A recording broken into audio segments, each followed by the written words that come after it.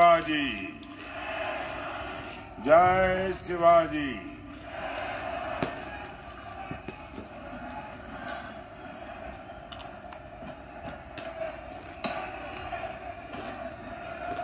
मातेला आणि नाशिकच्या प्रभू श्री रामचंद्रांना नमन करतो।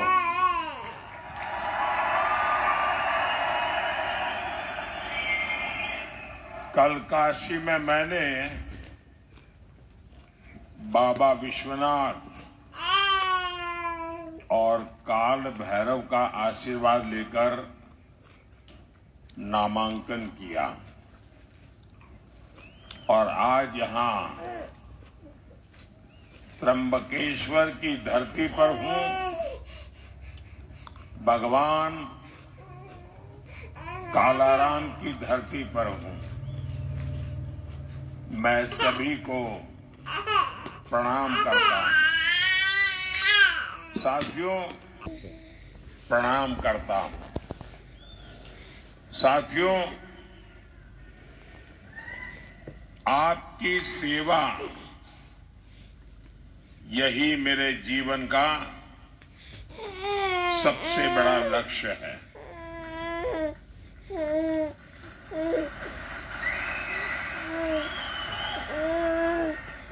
आपने पिछले 10 साल में काम देखा है और अब मैं आपके पास आज आशीर्वाद मांगने के लिए आया हूं। तीसरे कार्यकाल के लिए आशीर्वाद मांगने आया हूं।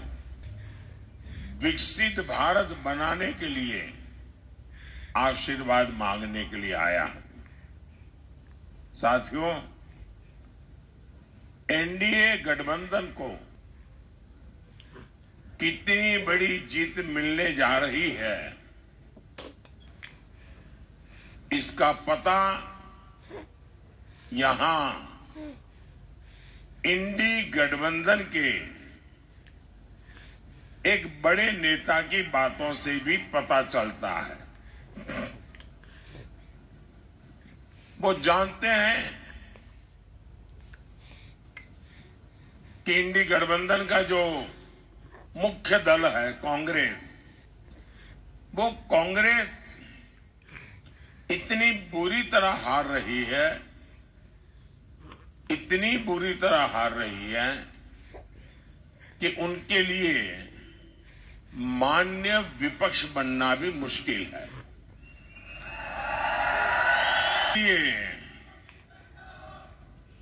इसलिए यहां के जो नेता है इंडी अलायंस के,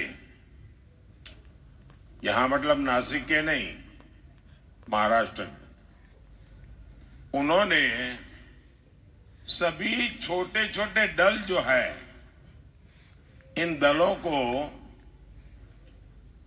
ये सुझाव दिया है कि चुनाव समाप्त होने के बाद इन सभी छोटी पार्टियों ने कांग्रेस में मर्जर कर देना चाहिए, यानी अपने अपने शटर बंद कर देने चाहिए।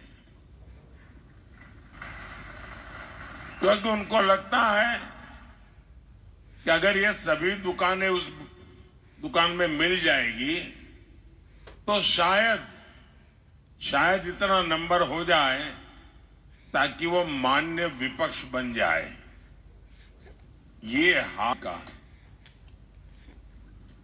साथियों, ये नकली शिवसेना,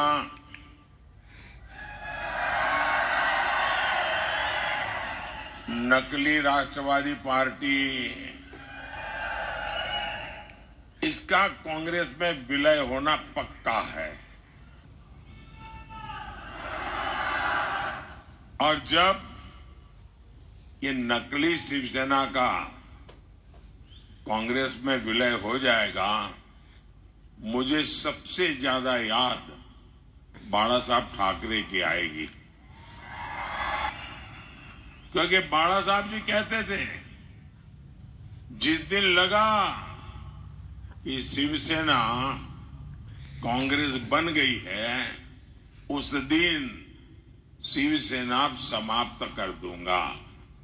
मतलब अब नकली शिवसेना का पता भी रहने वाला नहीं है। और मुझे लगता है ये जो विनाश हो रहा है, ये बाला साहब को सबसे ज्यादा दुखी करता होगा। साथियों, नकली शिवसेना ने बाला साहब के हर सपने को चूर चूर कर दिया है। बाला साहब ठाकरे का सपना था अयोध्या में भव्य राम मंदिर का निर्माण हो।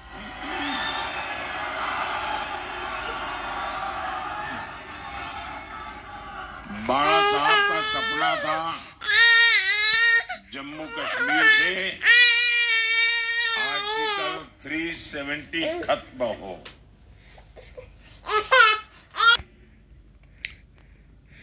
ये नकली शिवसेना को हो रही है। कांग्रेस ने प्राण प्रतिष्ठा के निमंत्रण को ठोकर मारी, वही रास्ता चुना।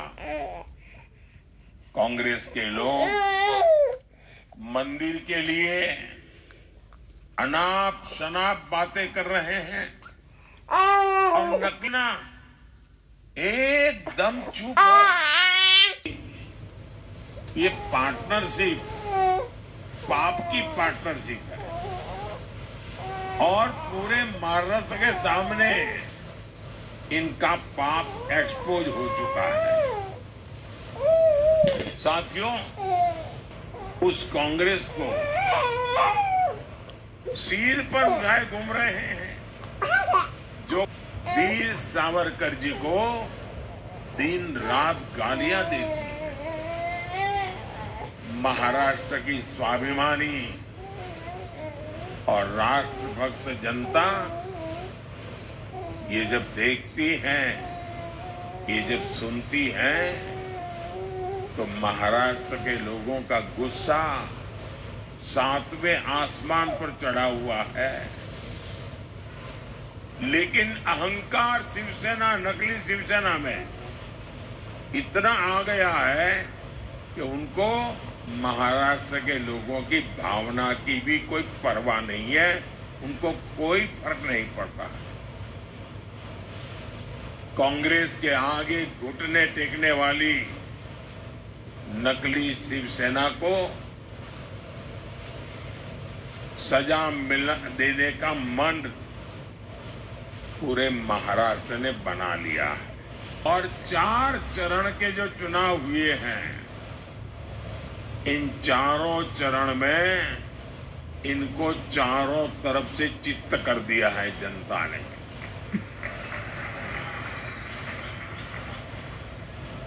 साथियों,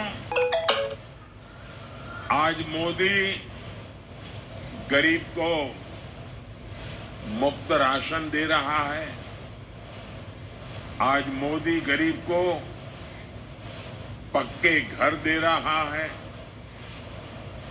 बिजली कनेक्शन, हर घर जल, उज्ज्वला का गैस कनेक्शन दे रहा है।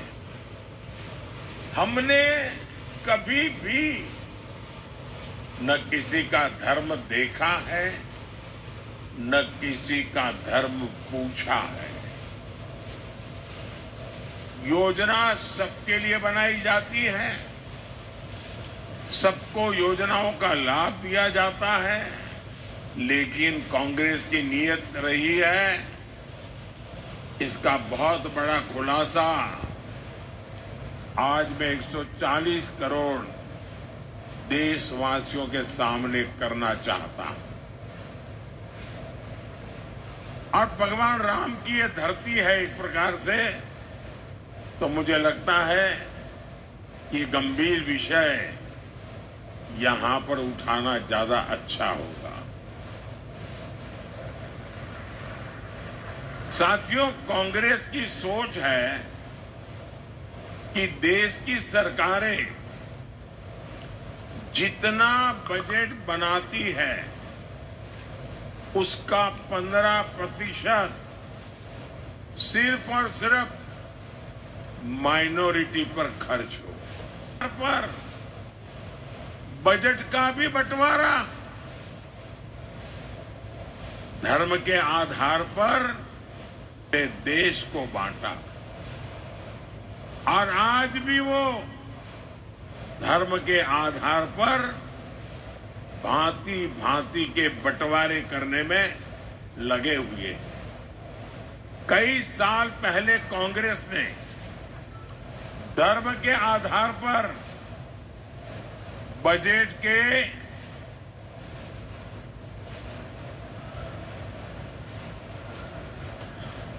आवंटन को हरी झंडी दिखा दी थी।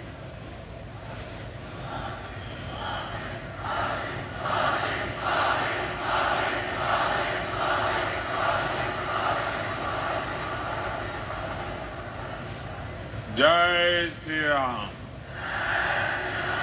जय श्री राम।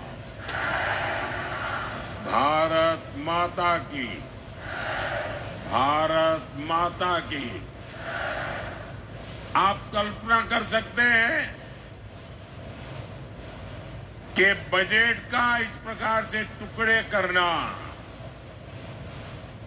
ये कितना खतरनाक विचार है। आप जानते हैं कांग्रेस के लिए माइनॉरिटी सिर्फ एक ही है, उसका अपना प्रिय वोट बैंक। मुझे याद है उस समय मैं सीएम था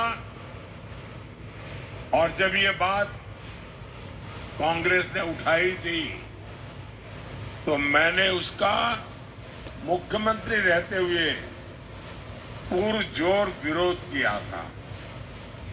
कांग्रेस उस समय चाहती थी कि देश के सारे बजट का 15% सिर्फ मुसलमानों पर खर्च हो।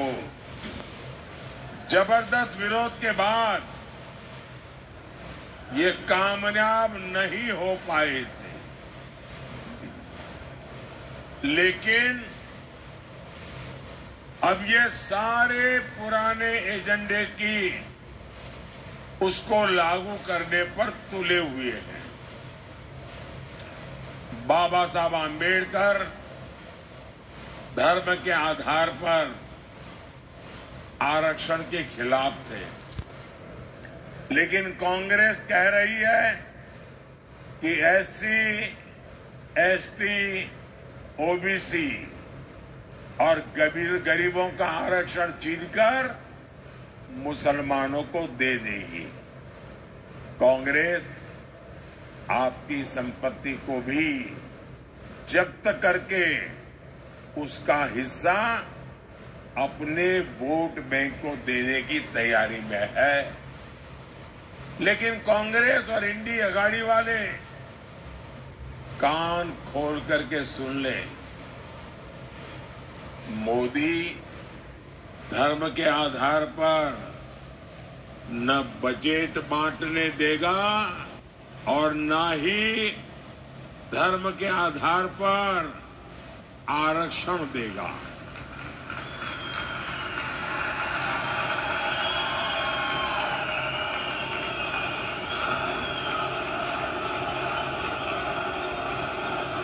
वंचितों का जो अधिकार है,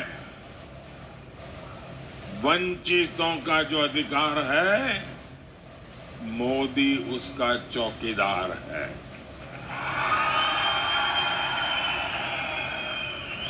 भाइयों और बहनों, हम तो छत्रपति शिवाजी महाराज की प्रेरणा से काम करने वाले लोग। ये चुनाव सिर्फ एमपी चुनने का नहीं है, बल्कि पीएम चुनने का है। ऐसा पीएम जो ताकतवर भारत बनाने के लिए कड़े और बड़े फैसले ले सके।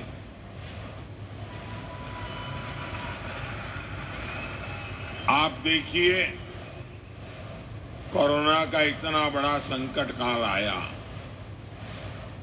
भारत ने इसका डटकर मुकाबला किया, कोरोना को हराया। इसमें आरोग्य विभाग में हमारी बहन भारती पवार जी, जो इस विभाग को देखती थी, उनका शांत और सेवा भाव बहुत काम आया।